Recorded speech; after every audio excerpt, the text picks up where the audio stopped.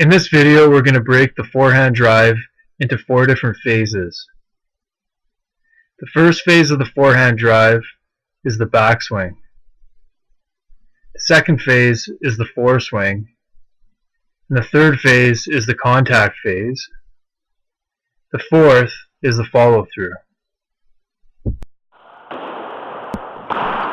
By learning each phase of the forehand drive properly, you should be able to master the forehand drive technique. Watch this video one more time, and then we'll get started on breaking the forehand drive into the 4 phases.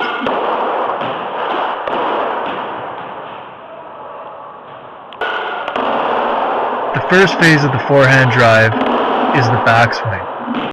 As you can see in this video, where I paused it, the arm and the racket get extended behind the body just slightly and above shoulder level. This is the only phase in the forehand drive where there's any bend in the elbow. The elbow is optimally at a 90-degree angle, but in this video, it's greater than that 90-degree angle. This position is advantageous because when the ball arrives, you'll be able to generate maximum power.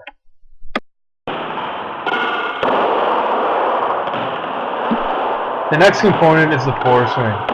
The foreswing is perhaps the most complicated but also important part of the forehand drive. Because this foreswing is so important, we're going to take our time and go over it slowly. The first part about the foreswing that I would like to go over is illustrated on the screen with the yellow line. Notice how the bend in my elbow is almost non-existent. You'll never extend your elbow in a completely straight line. However, you want to minimize the amount of bend. By minimizing the bend in your elbow, you'll have more consistent shots. That is, you'll hit the ball more often. Another thing I want to point out is that you need to make sure your wrist is cocked and your wrist is held firmly throughout the entire shot. This will also greatly impact how well you hit the ball.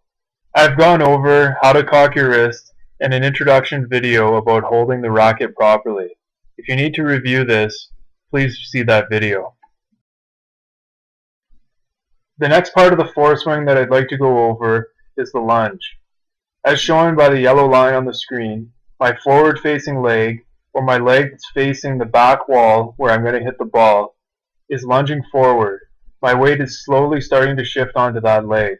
The lunge is important for several reasons, but 2 reasons are: 1, it allows you to get back to where you were on the court a lot faster, and 2, it allows you to get more power behind your shot. The next part of this foreswing that I'd like to go over is my body position. My shoulders, illustrated by the yellow line on the screen, are facing the side wall.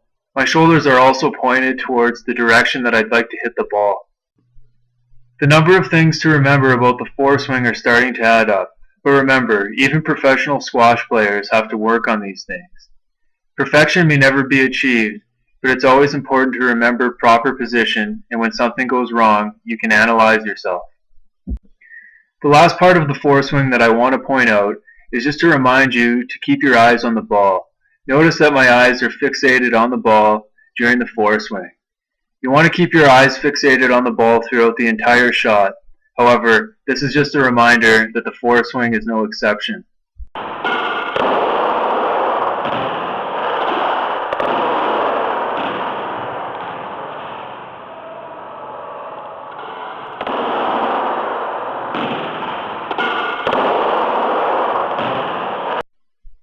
The next phase of the forehand drive is the contact phase. The contact phase is very similar to the foreswing, so I'm going to go over it a little bit quicker. Just like the foreswing, in the contact phase, my forearm has little to no bend in it.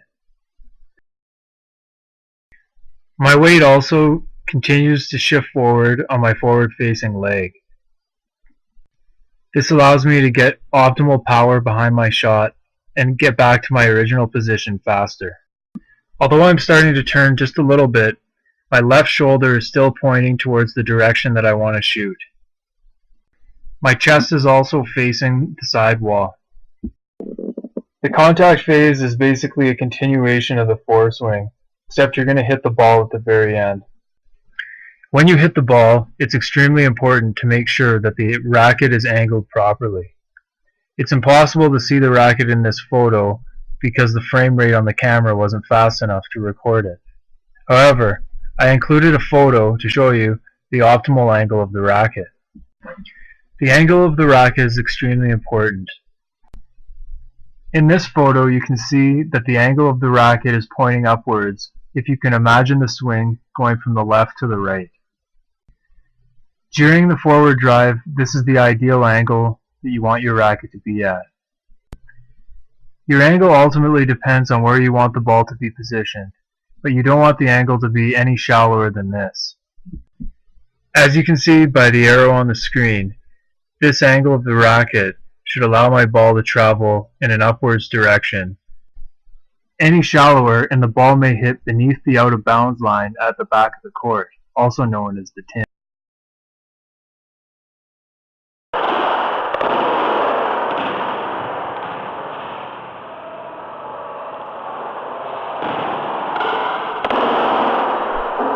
The final phase of the forehand drive is the follow-through.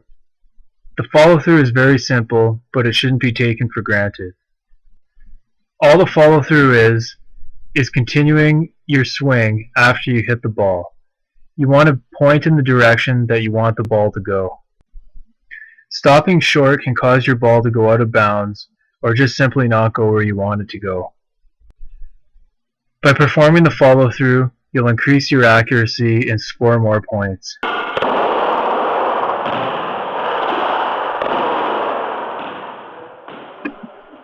Well, that's it for the forehand drive.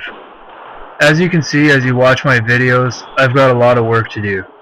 But if I keep listening to my own advice, I should improve. Please take a minute and watch a few of my recordings and try to apply the concepts that we learned during this lesson. Remember, there is the backswing, the foreswing, the contact phase, and the follow-through. If you keep working on these phases of your shot, you're bound to get better.